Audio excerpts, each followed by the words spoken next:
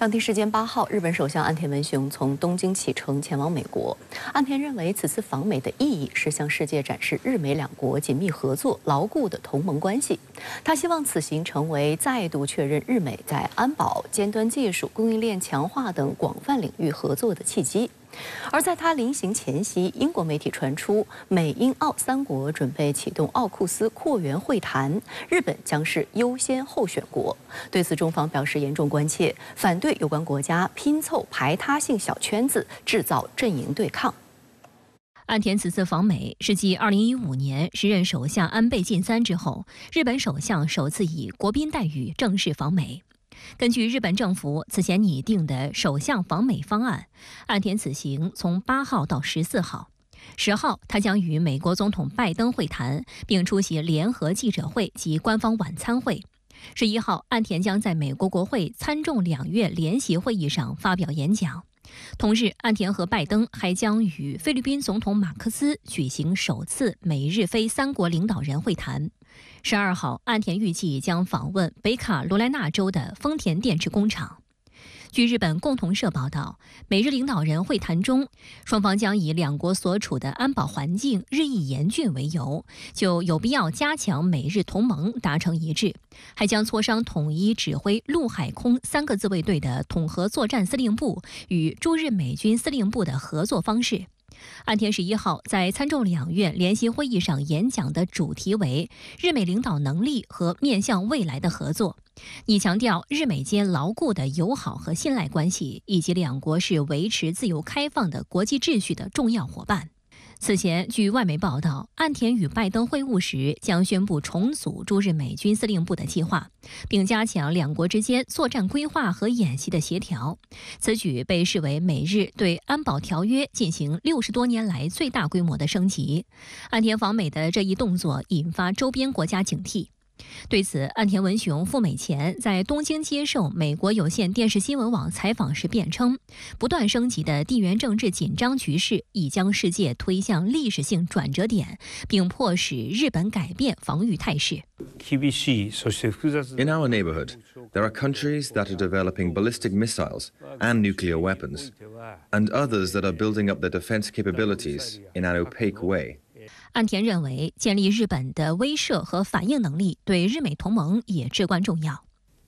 Missile-related technology is evolving year by year. As missiles become more sophisticated, Japan must constantly consider what kind of technology is needed to protect the lives and livelihood of its citizens. 美日还将在领导人会谈中确认创设旨在共同开发防卫装备品的磋商平台。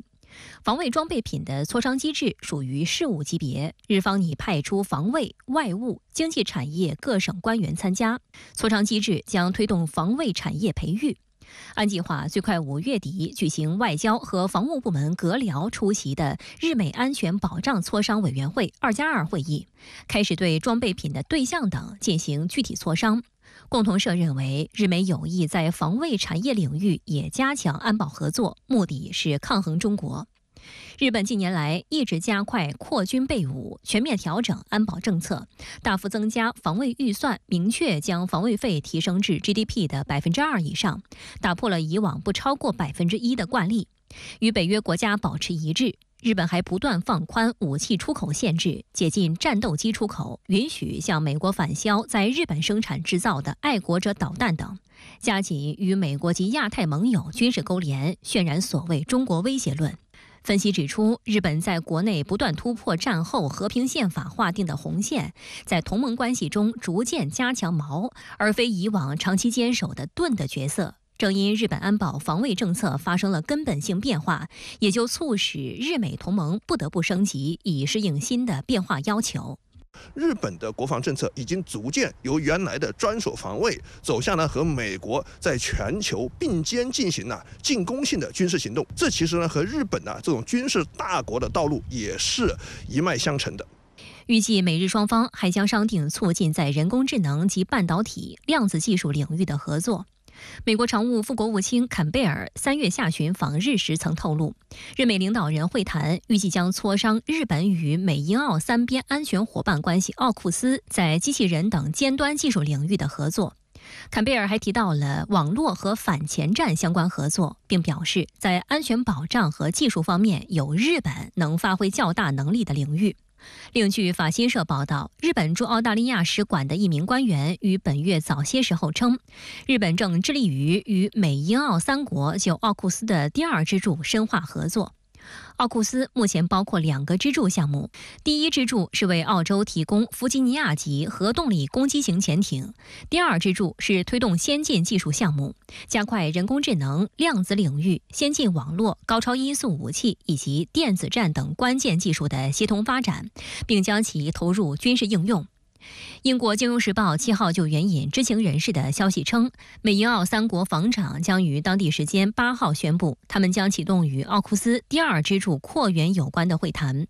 报道称，作为美英澳在亚洲的重要盟友，日本被称为扩员的天然候选者，还可以为美英澳分摊军事技术开发成本。日本方面也希望呢，通过与奥库斯的接触，来逐渐的取得对美国、英国以及澳大利亚所谓的对等的盟友地位，逐渐摆脱战败国的身份限制。因此，我们可以看到，目前呢，从美国、从日本这2方面来看，他们确实是各有所需。同时呢，美国目前呢，很显然也在极力打造所谓亚太版的小北约。奥库斯啊，它呢，如果说继续向前推进，确实呢，能够进一步的推动所谓亚太版小北约的形成，和美日韩3边军事同盟呢，可以说奥库斯呢形成了另外一条路径。此前就有声音宣称要拉日本加入奥库斯第2支柱。美国驻日本大使伊曼纽尔日前在美国《华尔街日报》上刊文，鼓吹日本即将成为第2支柱的第1个新合作伙伴。但据《金融时报》报道，伊曼纽尔的言论惹恼了美英澳日各方，因为并没有协议达成。几个月来，澳大利亚和英国一直反对此事邀请日本。堪培拉方面强调，在通过向第2支柱中增加国家来扩大奥库斯之前，有必要专注于第1支柱。路透社3月就曾报道称，作为奥库斯重要组成部分，新建潜艇基地的计划近来遭到澳大利亚工会和环保组织的强烈抵制。此外，英澳官员也担心，日本仍缺乏保护高度敏感信息所需的安全系统。日本国内同样就是否加入奥库斯存在争议。替川和平财团高级研究员小原凡斯日前就在电视节目中表示，虽然日本有加入奥库斯的可能性，但要以对等身份加入这个美英澳因并肩参加过战争而形成堪称血盟的奥库斯，恐怕很难。日本朝日新闻认为，与日美澳印的4方安全对话等框架相比，奥库斯具有更强针对中国的军事性质。奥库斯加强同日本合作，必将招致中方强烈反对。首相岸田文雄日前接受《金融时报》采访时也表示，目前尚未就日本未来如何与奥库斯合作做出正式决定。如果日本与奥库斯联盟加强接触，甚至呢不排除日本加入奥库斯联盟的可能性，那么这样一个奥库斯联盟确实呢会由原来比较纯粹的美英澳3方同盟呢演变为一个相对来说各种复杂因素比较多的、比较复杂的多边合作体系。这样一来呢，实际上其中不确定性因素确实会极大的增加，从而呢使得它整个联盟、整个多边军事合作体制到底向哪个方向发展，会产生更大的不确定性。针对美英澳奥库斯有意扩员并纳入日本，中国外交部发言人毛宁8号回应表示，美英澳不顾地区国家和国际社会对于核扩散风险的普遍担忧，不断释放所谓3边安全伙伴关系扩员信号，又拉部分国家入伙，加剧亚太军备竞赛，破坏地区和平稳定。中方对此表示严重关切。我们反对有关国家拼凑排他性小圈子，制造阵营对抗。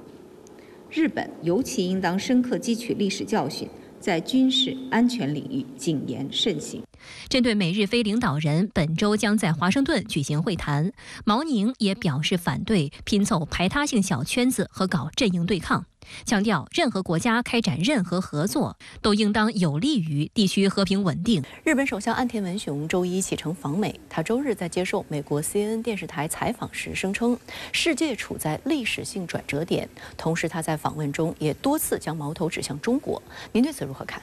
历史性的转折点，也就是昨天 CNN 报道标题中所用的 historic turning point， 现在呢频频从岸田文雄的口中蹦出来，有成为口头禅的一个架势。上周五在就这次访问美国向国内媒体吹风时，岸田也声称日本处在所谓历史性的转折点。那么对着美国媒体，他就大谈世界处在历史的转折点。但是在我看来，岸田接下来的所谓话语的转折点才是一个核心关键。日本正在改变自身的防卫态势，也就是说，岸田式话术它的要害就在于，因为世界处在重大转折中，日本要强化防卫，要摆脱和平宪法，要增强所谓的威慑以及反击能力。昨天在首相府接受 CNN 采访时，岸田就宣称，基于俄乌冲突、中东持续紧张以及东亚局势，日本所以决定要大幅提升防卫能力，要大幅调整日本的安全政策。但是呢，岸田刻意回避的一点是，东京政府通过所谓的安保3文件是在2022年底敲定，自2023年起连续5年大幅增加防卫预算。那时有所谓的中东冲突吗？更别提岸田的前任当首相年头最久的安倍晋三，他2个任期10多年所念兹在兹的，不就是所谓的日本要修宪立军吗？拿中国说事儿，甚至作为一个标靶，也是这一套岸田话术的一部分。岸田就点名声称要向中国、朝鲜等近邻传递所谓的坚定信息。他提到在东海以及南海单边改变现状的意图，这番表述被 CNN 解读为明显指涉中国与菲律宾以及日本的领土纠纷。但是呢 ，CNN 的报道有违最基本的媒体伦理，他竟然在转述这样的一个背景时把海上侵略的这种抹黑指控无端扣给中方。这是必须要严厉谴责并严正交涉的。CNN 为了配合这一次访问，完全是在颠倒黑白、信口雌黄。